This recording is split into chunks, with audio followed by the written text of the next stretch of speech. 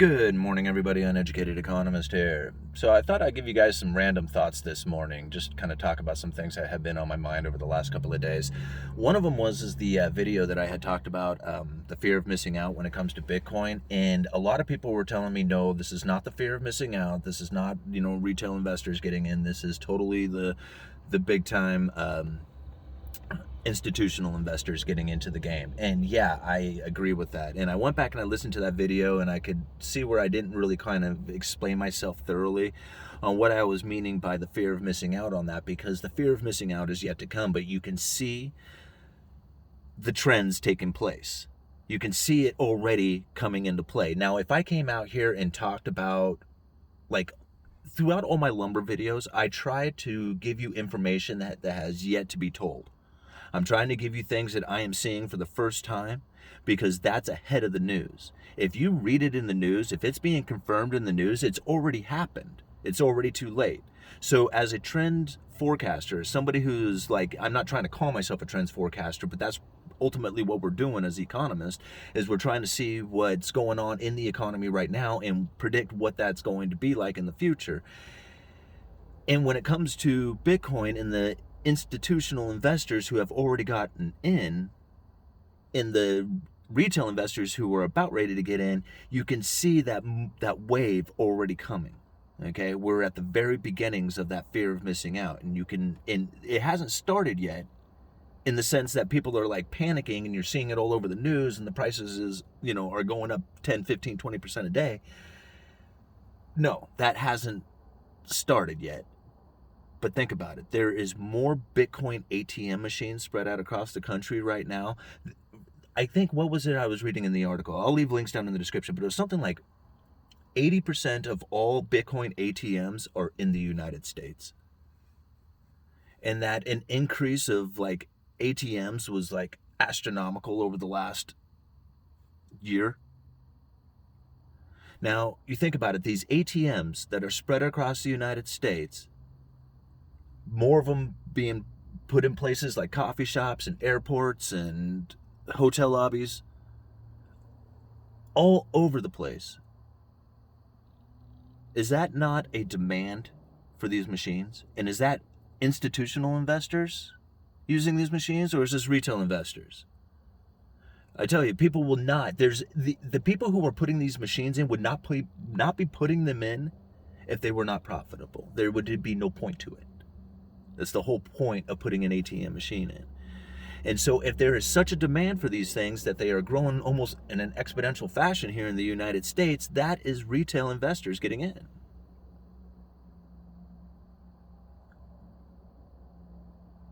The other point that I saw, what was it? Not just the ATMs, it was something else that was in there too. Cashapp. Cashapp has had a huge amount of revenue come in on the account of their Bitcoin sales. I'll leave a link down in the description for that. Now, I thought about Cashapp for a minute there, and I'm like, they have a huge amount of increase in revenue on account of their Bitcoin sales. And I asked probably 30 people around me if they have ever heard of Cashapp. Anybody who was older than me had never heard of it.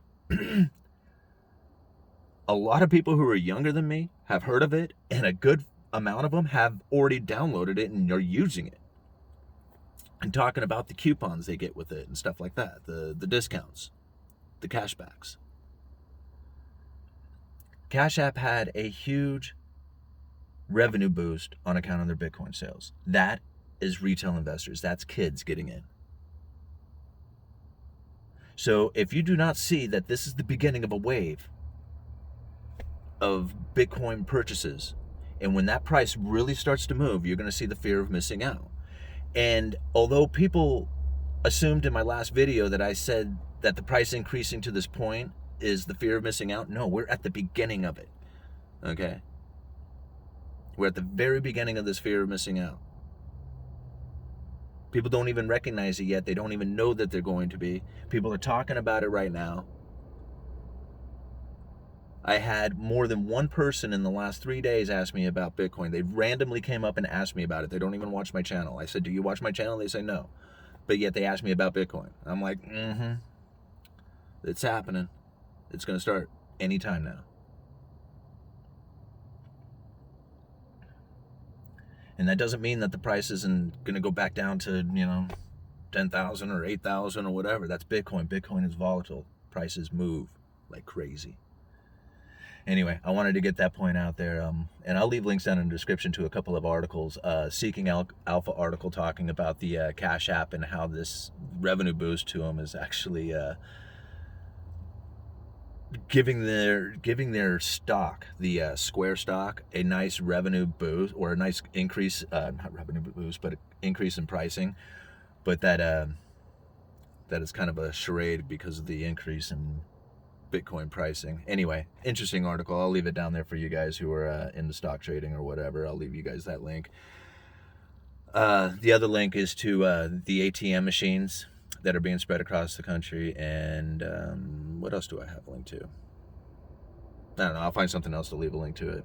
What else can I talk about this morning? Oh, I wanted to talk a little bit about that recent bill that was passed, measure that was passed here in Oregon about the drug use, because a lot of people have emailed me and told me that drugs are now legal in Oregon, and it just drives me crazy when I hear that, because it really shows the difference between what people understand about legality and criminality. Okay? It's not legal to have hard drugs in Oregon. Okay? It's been decriminalized. There's a difference.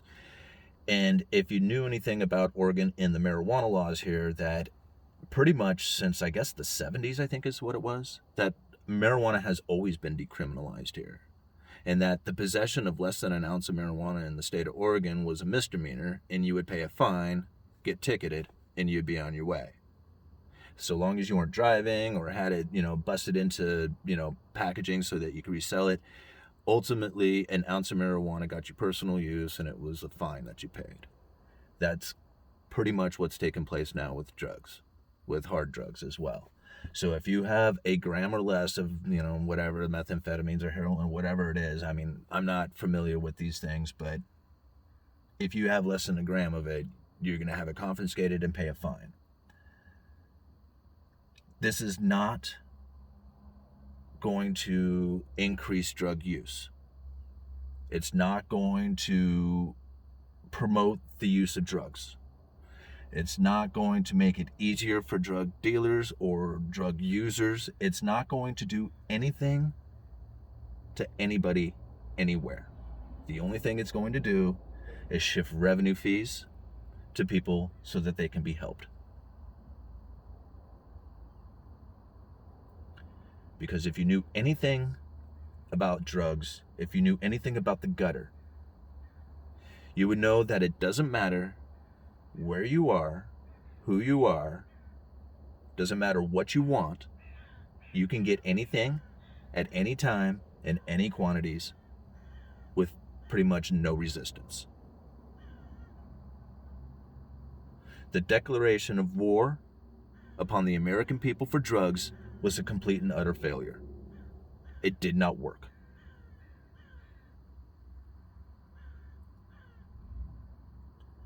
So to think that you can battle it, to think that it's going to increase, to think that it's going to be damaging, it's already done the damage. Okay? There is no stopping this. And to think that you can punish people into submission on drugs, you're wrong. It ain't gonna happen. People can care less about authority when it comes to getting high. And the only thing that it does is it gives it value. And people can make a lot of money on it if it's illegal. Which it still is, but it's been decriminalized.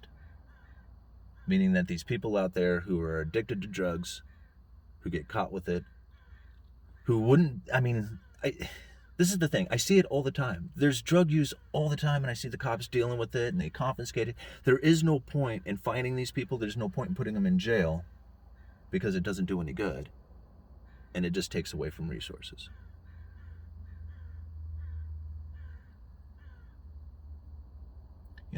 Anybody who's watched my channel for any length of time would know that I have had to deal with addiction in my life. And, I see a lot of people who have a lot of misconceptions, when it comes to addiction. At some point in people's lives, they don't see it any other way. They don't see life in any other fashion. They can't do it.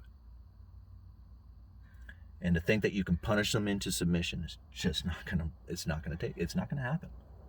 Will not happen. It never has happened. There's been decades of attempt. It never worked. Like I said, the only thing it does is destroy families and make some people really rich. All right. That's my opinion on that one. Uneducated Economist. Kind of a weird one this morning, huh? All right. You guys let me know.